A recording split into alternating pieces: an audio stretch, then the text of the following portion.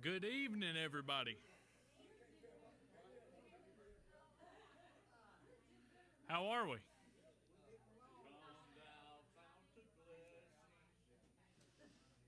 No.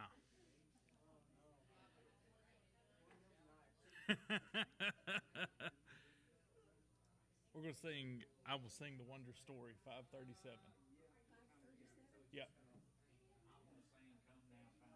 Well, you can come up here and sing it.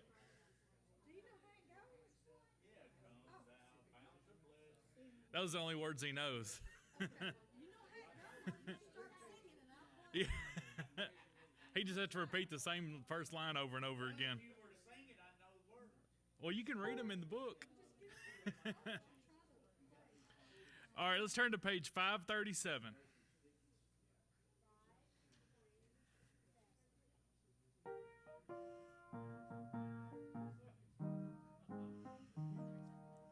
I will sing the wonder story of the Christ who died for me. How he left his home in glory for the cross of Calvary. Yes, I'll sing the wonder story of the Christ who died for me. Sing it with the saints in glory, gathered by the crystal sea. I was lost, but Jesus found me, found the sheep that went astray. Threw his loving arms around me, drew me back into his way. Yes, I'll sing the wonder story of the Christ who died for me. Sing it with the saints in glory, gathered by the crystal sea. He will keep me till the river rolls its waters at my feet. Then he'll bear me safely over where the loved ones I shall meet. Yes, I'll sing the wonder story of the Christ who died for me. Sing it with the saints in glory, gathered by the crystal sea.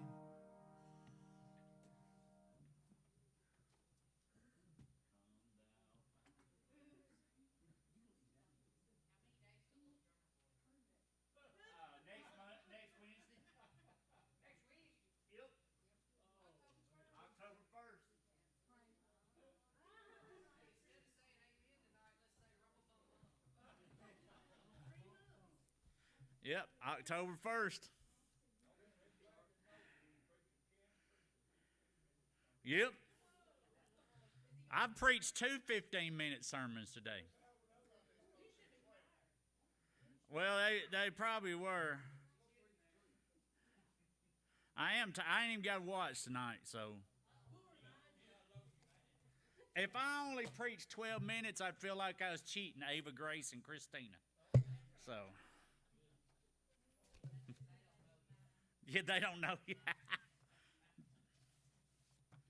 You're supposed to be my partner. Yep.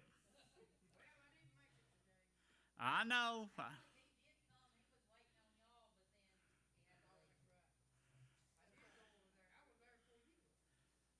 I have connections. I get to come in the back door.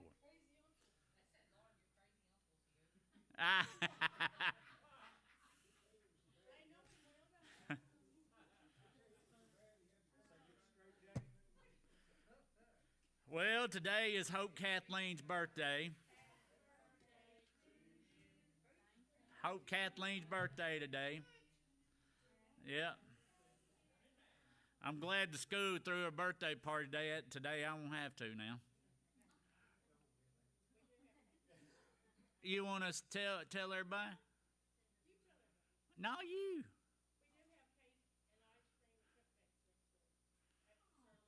There you go, Bill.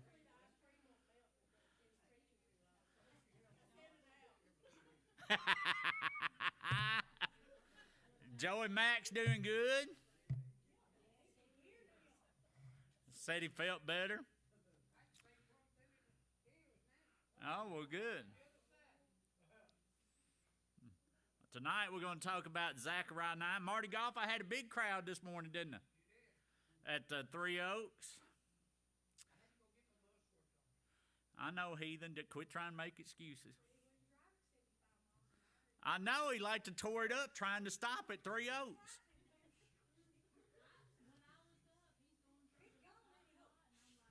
He's got to be violating some kind of school zone when he drives through there.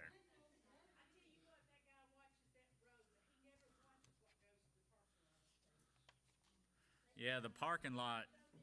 Listen, I can tell you from 20 years plus of experience, a school parking lot for a high school is not a safe place to be. Yeah. Woo. And I used to get this bright idea that I like to go out there and patrol the parking lot in the afternoons and in the mornings. In the mornings wasn't as bad as in the afternoon. So I'd get out there in the golf cart and I would back as close to the fence as I could to keep from getting run over. So, but anyway, I survived. Tonight we're going to talk about Zechariah chapter 9. Tonight, this is one of my favorite chapters so far in Zechariah, and I guess it's because of the history connection that I see in this chapter. So it really stands out to me tonight because it's making a reference to Alexander the Great, and I used to talk about Alexander the Great in my history classes, so this is really interesting to me. Now, today, and you know, I'm guessing the rapture didn't happen today like it was supposed to, so since we're still...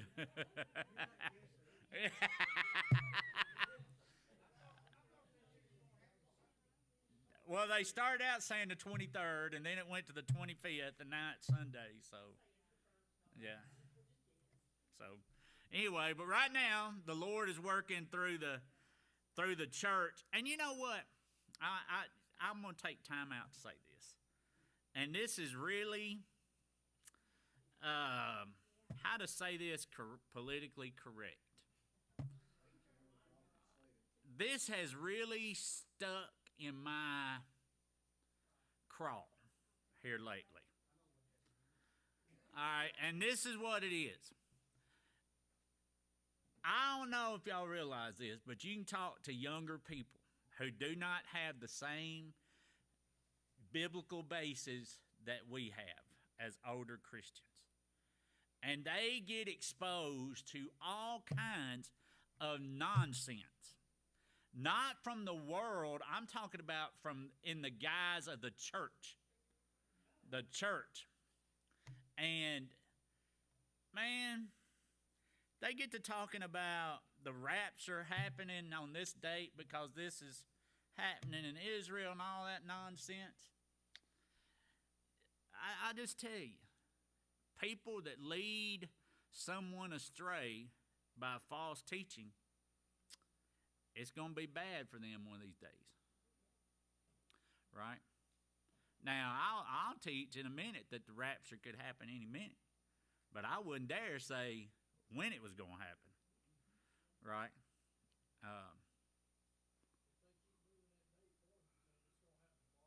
It's going to eventually be right. It's going to be eventually right. I want it to come, but I would like to hear Little Drummer Boy one time this year.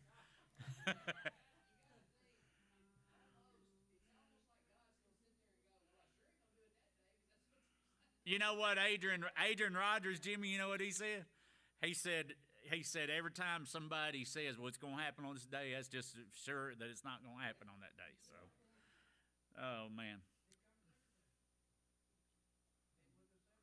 That's right. Even with speedy little short bus drivers.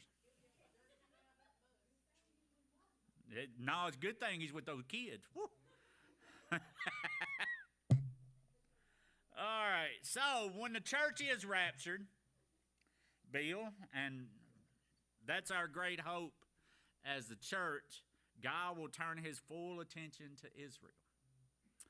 Now, even though Israel is protected today by Michael, Bible teaches the archangel Michael is specifically protects Israel, right? God does not work through Israel today. And I'm going to tell you why. Well, y'all know why. Why can I say God does not work through Israel today? They've rejected Jesus Christ, right? So if Israel as a whole, now Jews, there are Jews that can be saved, I'm not saying that, but as a nation, Israel has rejected Jesus Christ, and God is not going to work through someone or anyone who has rejected Jesus Christ. Now, the church is a called out group of believers, and the church is the vehicle being used by God to share the gospel in the world. Now, Zechariah 9, especially the first 8 verses, are history as they deal with the judgment of Gentile nations, Bill, that have bothered Israel ever since they crossed the Jordan River. And this judgment has already occurred, and it occurred at the hands of Alexander the Great. Now, I think I even put a map of Alexander the Great's empire on the back of your paper. Look, I'm overachieving tonight. Look how vast that empire was. All right, so we're going to look at a couple of things tonight. And first thing we're going to look at, and we've talked about this some here lately, and I guess it's a point that the Lord is trying to make, is that only God is sovereign, right? Alexander the Great was one of the world's great military leaders, and he came to power, Bill, when he was about 20. Alexander the Great was 20 years old in 336 when he took over Macedonia. Now, I can't stress this enough. Alexander the Great never, at no point, was Alexander the Great a godly person, right? He was not godly, right? But as we're going to see tonight, he was used by God as an instrument of judgment, okay? Now, if you believe God is sovereign, how many of y'all believe God is sovereign? Right? If God is sovereign, you must accept that God has a divine plan, right? If God is sovereign, then he has a plan, and to execute that plan, God uses certain leaders or nations or rulers as tools to execute his plan. Now, some of those leaders and nations are not godly, are they? All right, I got a few examples here. I don't know if I put this on your paper or not, but God raised Babylon. You can read in the Bible that God raised Babylon specifically to take care of judgment of Judah.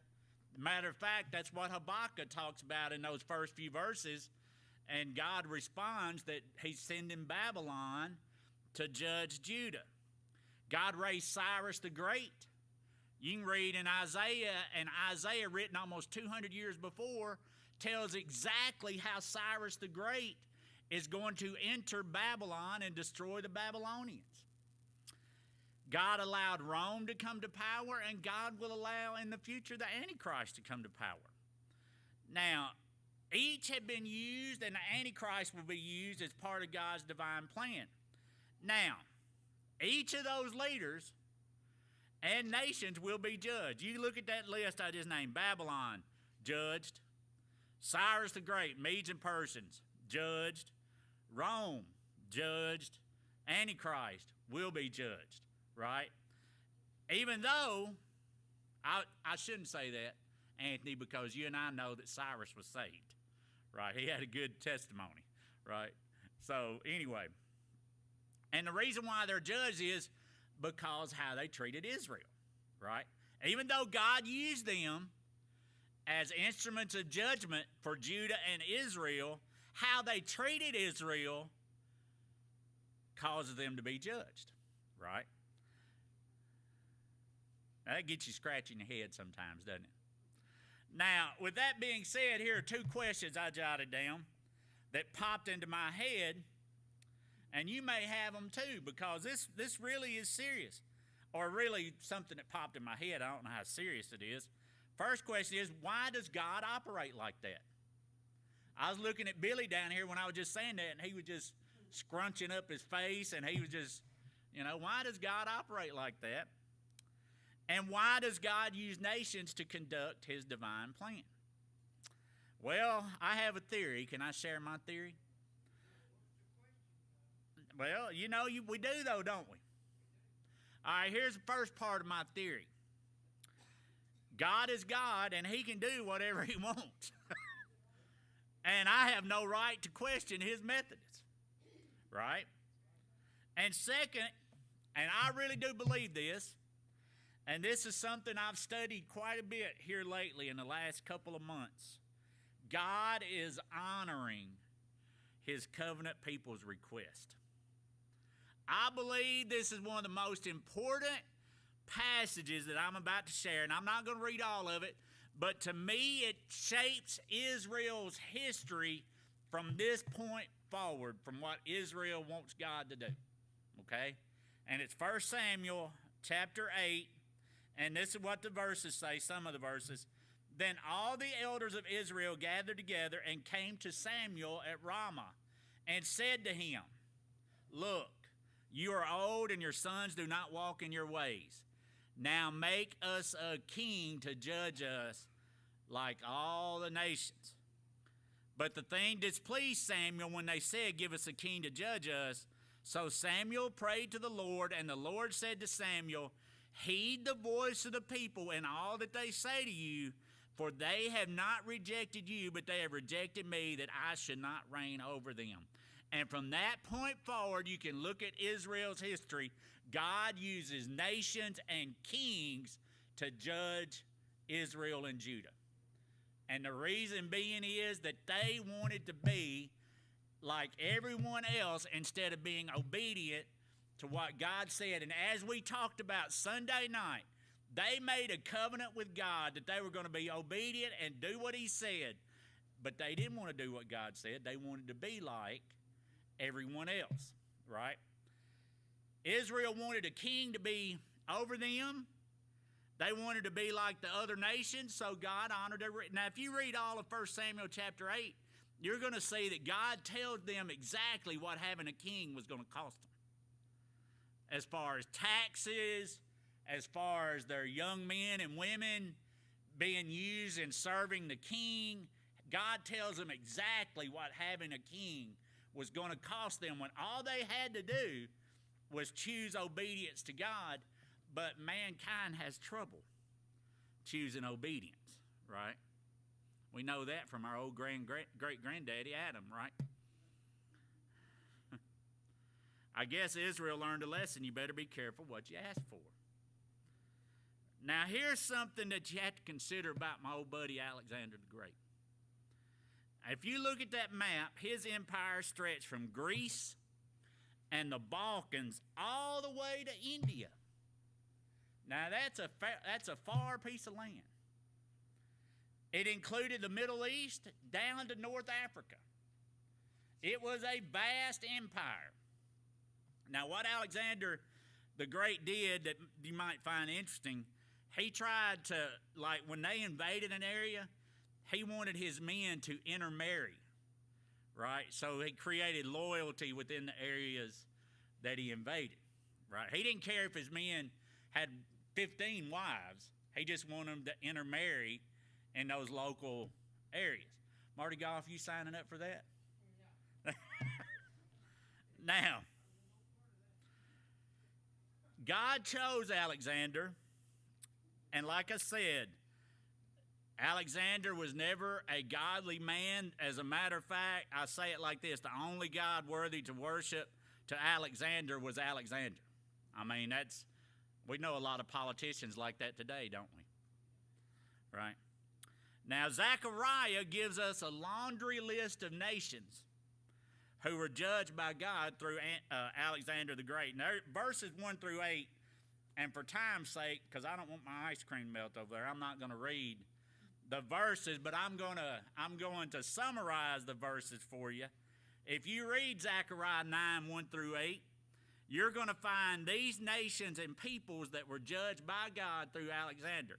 See if you've heard of these in the Bible. Egypt, the Philistines, heard of the Philistines? Persia, Babylon, Syria, Tyre, and Sidon. Alexander was God's, and actually, if you study what happened to Tyre and Sidon, that's pretty interesting. But anyway, God judged all of these nations because of how they treated Israel. Now, I want you to pay careful attention to verse 8. And this is the key to the whole thing. Here's what Zechariah 9:8 says. I is God, will camp around my house because of the army. And he's talking about the army of Alexander the Great. Because of him who passes by and him who returns, no more shall an oppressor pass through them, for now I have seen with my eyes. Now, the returning remnant, if you read Haggai and Nehemiah and Ezra, the returning remnant was rebuilding the temple, right? And we know that Satan did all he could to try to get the returning remnant not to rebuild the temple or rebuild the city. God tells Zechariah that he himself was going to camp around the temple to protect it from Alexander. Okay? God said it, and Zechariah was bold enough to record it, right? Now, not to go too much into detail, but Alexander the Great and his men were brutal. And he allowed his men to plunder cities that they destroyed, but something different happened in Jerusalem. Now, according to a Jewish historian by the name of Josephus, all right, the high priest, now this is really interesting. The high priest in Jerusalem had a vision in which he was instructed to go out and meet Alexander. Some even say that Alexander, on the exact same night, had the exact same vision. Think that's by coincidence? As Alexander approached, the high priest went out to meet him. And I want to read something to you about that encounter. This is from Josephus, The Antiquities of the Jews. Let me find what I want to read.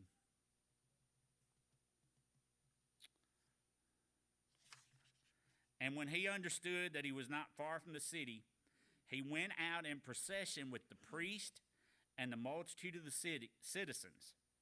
The procession was venerable, and the manner of it different from that of other nations. And when the Phoenicians and the Chaldeans that followed him thought they should have liberty to plunder the city and torment the high priest to death, which the king's displeasure fairly promised them, the very reverse of it happened.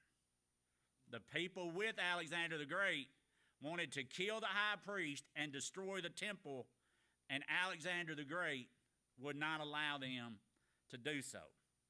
Some people even say that, and you have to remember, the Old Testament was written on scrolls, right? This is sometime after Daniel. Some Bible scholars say that when this high priest went out to meet Alexander the Great, guess what he carried out there?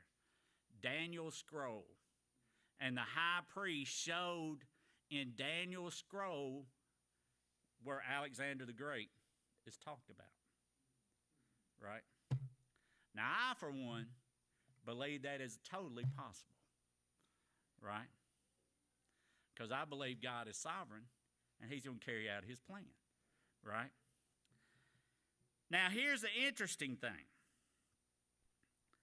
Alexander entered into the city of Jerusalem, and instead of destroying the temple, he offered sacrifices and worshiped the Lord God in the temple. this pagan Alexander the Great. Now, Alexander could not destroy Jerusalem. You know why? Because God was camped around the house. You remember the story in 2 Kings when Elisha tells his servant to ask the Lord to open the eyes of his servant so he could see who was protecting Elisha. And that servant opened his eyes and the armies of the Lord were surrounding that mountain. Well, the same thing's happening here. Alexander could not destroy the temple. God wasn't going to allow it, right? Now,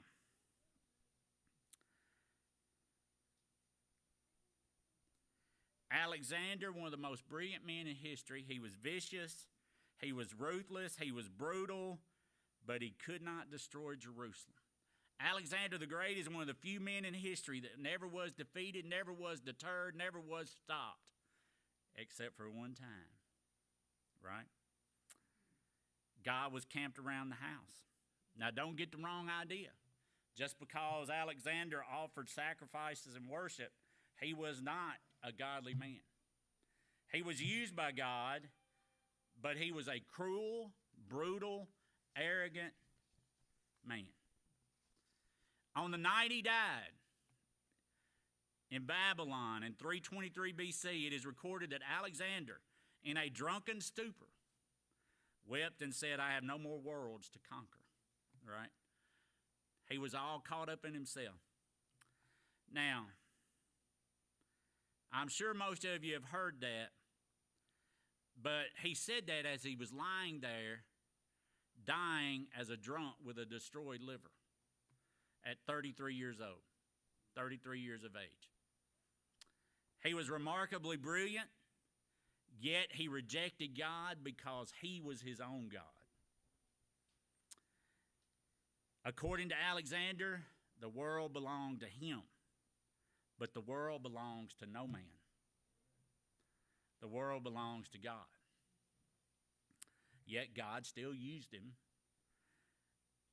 And when God was through with him, now listen, I know this sounds kind of, when God was through with him, Alexander died so God's divine plan could continue.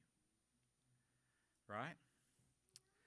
And it was God's divine plan. If you know what happened, after Alexander died, he divided his empire, or before he died, he divided his empire among his 4 top generals. From one of those generals, we get Cleopatra. You ever heard of Cleopatra? From another one of those generals, we get the world god Antiochus Epiphanes, a type of the Antichrist, who sacrificed a pig in the temple. Can you imagine that? Now, that makes you want to not question God, but try to understand why God saved Jerusalem from Alexander destroying it to only allow Antiochus Epiphanes to sacrifice a pig in the temple as a type of the coming Antichrist. Right? Pretty interesting. Now, why is this chapter so important? Well, for one thing, it should make us realize that God is in charge. Right? He knows what he's doing. And when God rested on the 7th day of creation, everything was set in motion. Right? I'll tell you what, it would be interesting to study that 7th day of creation when the Bible says that God rested, right? Because when God rested, everything was set in motion, right? Now, no one, I got this in capital letters, no one comes to power anywhere in the world outside of God at least allowing that person to come to power, right? Now, I want to share this passage with you, and then I'm going to explain something, or try to. Romans 13, 1 and 2. Let every soul be subject to the governing authorities, for there is no authority except from God, and the authorities that exist are appointed by God. Therefore, whoever resists the authority resists the ordinance of God, and those who resist will bring judgment on themselves. All right. Now, The Bible clearly says, let every soul be subject to the governing authorities. Now, that's not necessarily talking about an individual leader, Bill. It's talking about the authority to govern, okay? Like, for instance, the office of the President of the United States. Now, some people will say that the President of the United States receives his authority to govern from the Constitution of the United States. But that's not true. The President of the United States receives his authority to govern from the God of the universe. And instead of relying and depending and trusting constitutional authority, we need to trust God. Right? All right, think about it. God's word is unchanging. Can the Constitution be changed? Absolutely. It's been changed 27 times to this day. Did y'all know that? We call them amendments. 27 times. The word God was added to the Pledge of Allegiance in 1954. Right? The Constitution is always being changed. Right? I personally would rather treat or trust a document or a God that is unchanging than to trust something that constantly can change. Right? Now, this chapter is important for another reason too. Even though we may not understand it, and even though we may not like it, and I'll be honest with you, as I've already said this once tonight, it really sticks in our craw sometimes. God specifically puts specific people in authority for specific purposes. And not always are those people nice or godly. I want you to think about it. In all the kings listed in the Bible, were the majority of them good people or evil? Evil. I got a chart that I'm going to get to handing you guys as soon as Anthony made fun of me last week, as soon as I get through my judges, kings and stuff, and you're going to see, out of all the kings of Israel, there were only one or two of them that were good people. The rest of them were evil, right? Now, I want you to give an example. I'm going to give you an example. Don't throw anything at me. All right, but this is just to prove a point, okay? Donald Trump wins the election in 2016, and Christians say it's God's will, right? Donald Trump wins the election in 2024, and Christians celebrate it as God's will.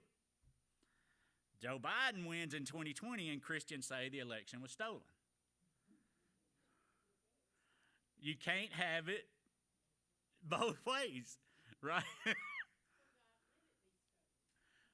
Or God let him come to power anyway, right? Now,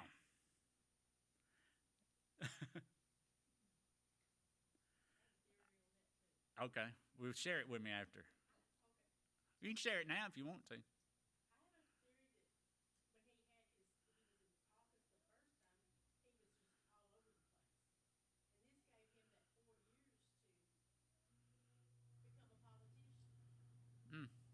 I think he was president the first time just to get to appoint judges. I think that was his purpose. Yeah, that's what I think. But anyway, who am I? Again, I'll say I'm not one to question, so I'll just say that, right? Yeah. Yep. Well, I'm going to say this. I'm not certain that it's God's will that either one of them were president, right? You think of a nation of 350 million people, that's the best we got. But anyway, but I am certain, yeah, but I am certain their authority to govern comes from God Almighty.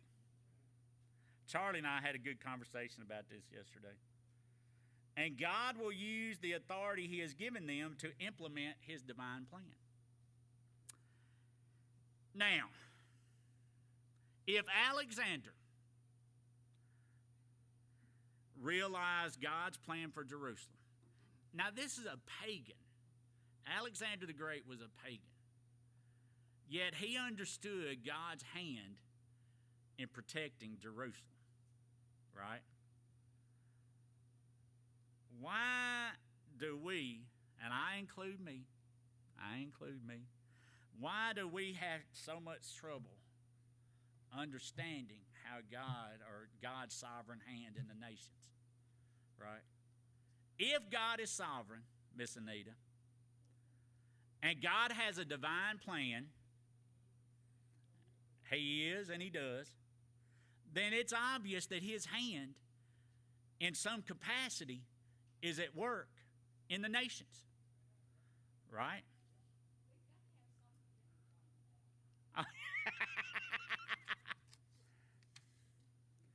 Now, I'm going to tell you, we don't understand it. But like I said in my two theories, we're not to question God about it. I want to close by saying this. My ice cream's ready. Here are God's plans for the nations of the world. I'm going to tell you. And everything that's happening in this world, Bill, is marching to this point. Okay? All right? All the nations of this world, from good old glory to whatever nation you want to name, all the nations of this world except for Israel are going to be destroyed at the climax of Armageddon. Okay? It's not going to be the United States of America standing hand in hand with Israel at the end. It's going to be Israel against the world. People from the east, people from the north, people from the south, people from the west. Right? We won't come to Israel's aid because we're going to be in heaven already. Right? And God is moving the chess pieces into place today. You know what? It may just be some little, insignificant move. Right? You know, when 1990, people celebrated, Marty Goff, when communism fell in Europe, right? And who came to power shortly after that?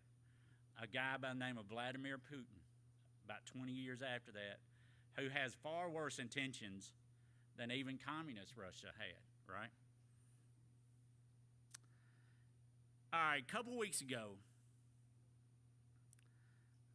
I think about 2 weeks ago, I watched, now I know this is really bad. As an old history teacher, I like watching documentaries some.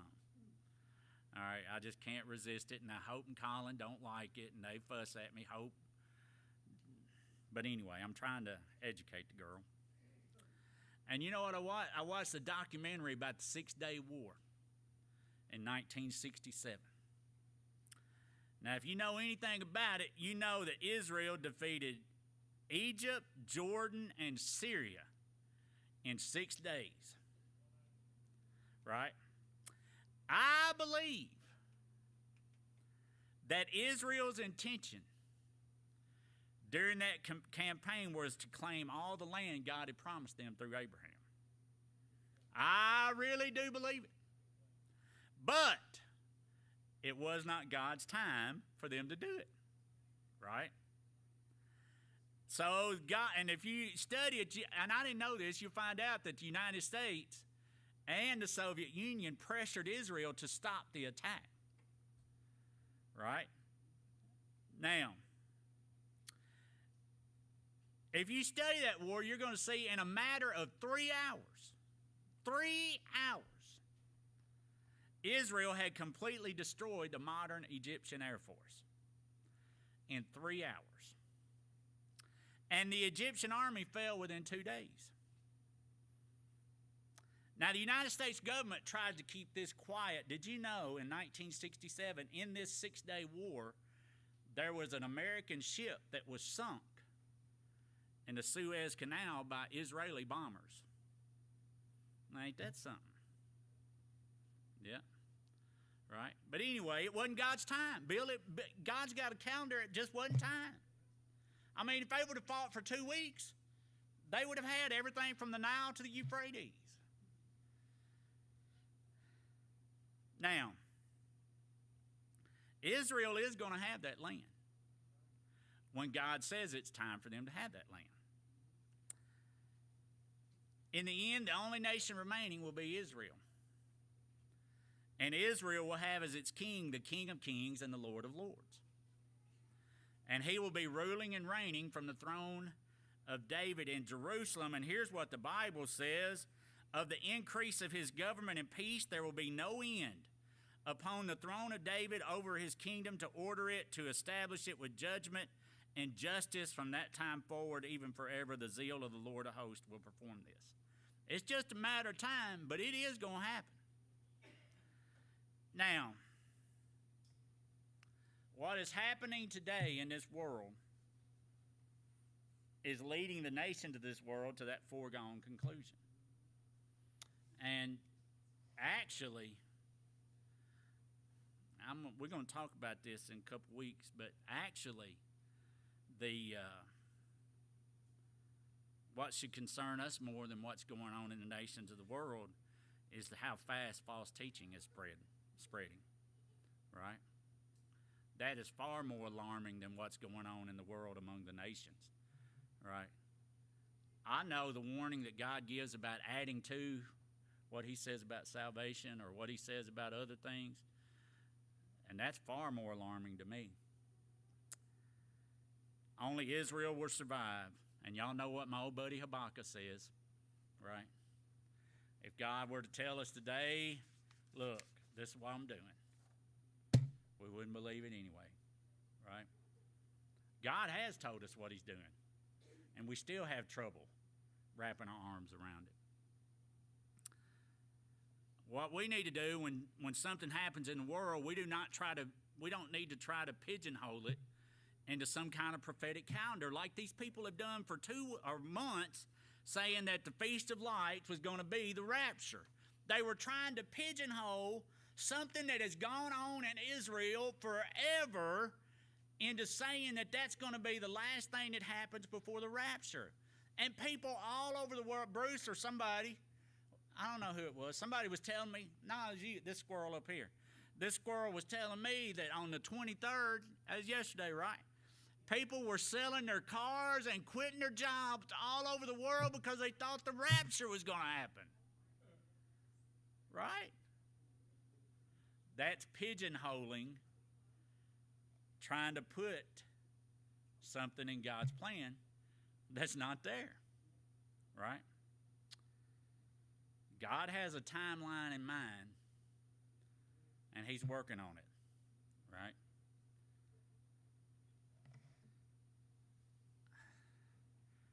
Steve Gaines and I talked about this one day. You see, I've had a lot of conversations about this topic. Did God condone the concentration camps? No.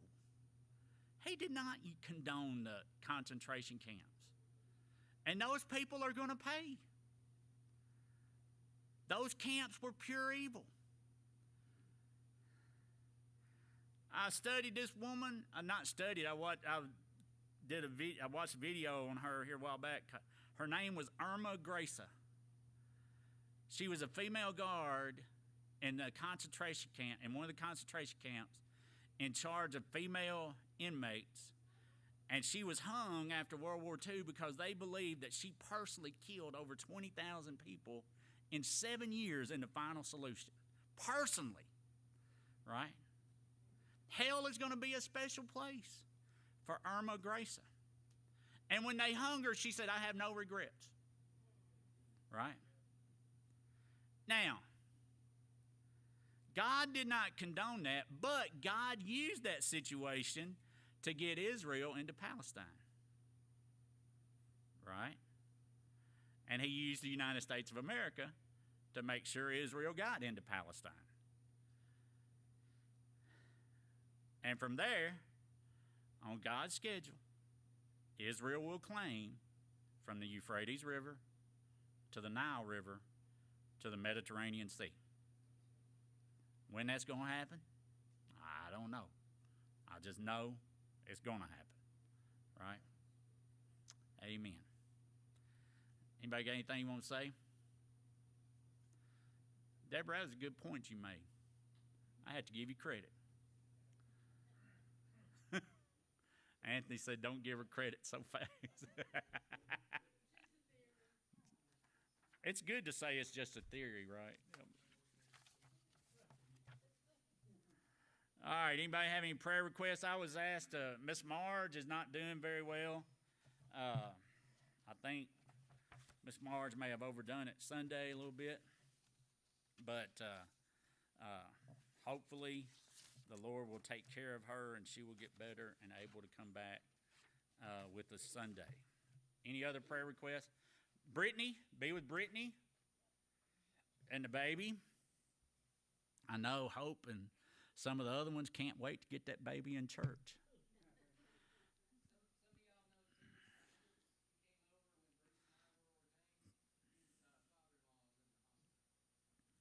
Miss Janice is not doing well.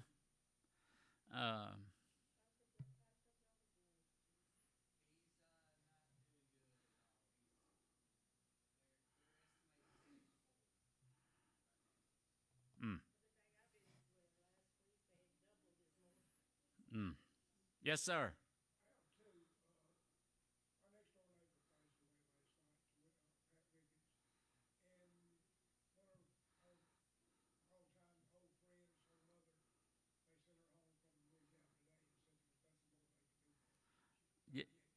Y'all missed it tonight by getting here late. Y'all not going to believe what Danny said. Now, Danny and I didn't sing tonight. We didn't sing. But, you know, Danny's had cataract surgery on both eyes. And he told me, I said, where are your glasses? He said, man, I don't need glasses. He said, I can count the hairs on that net back there. But he can't read his watch. So, anyway. Any other prayer request? Joey Mack, that boy looks like he's doing good.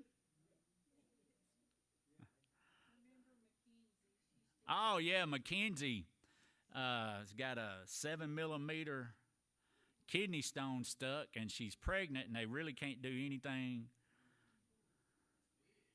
Yeah. So, yeah, thank you for reminding me of that. Brother Naylor passed away. And his services are Friday at Southside. Yep. I knew that he hadn't been at the associational meetings the last couple that I've been to, and he made all of them. He came to all of them usually, so I figured his health was getting bad. Yeah. Any other prayer request? Bobby and Emmett? Ricky? Miss Benita's daughter, Linnea, did have a heart attack and had 3 blockages. So remember that. She had stents put in on 2 of them. Yeah, JP's got a hitch in his get-along. Bad hitch in his get-along. Pray for the kiddos at Three Oaks today. I probably had about 75, didn't I? Got to share the gospel with them and... Yeah, I would. That's that Milltown language he's using. You get the boy out of Milltown, but you can't get the Milltown out of the boy. All right? Yeah. Any other prayer request? All right. Well, we'll stand together. Do we want to sing Happy Birthday over here, or wait till we get over there? Over yonder? We'll let Lauren and Christina lead us. Joey Mack, you going to sing Happy Birthday to Miss Hope? No?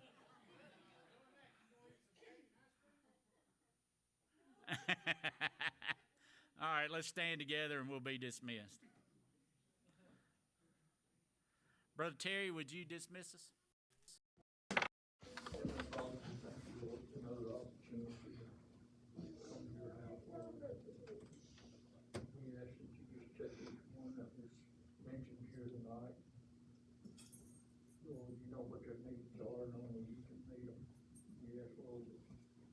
Safety on our way home, and so we come back and everything. We ask, Lord, that each one here just blessing, Lord. It seems like you just can't get people in church.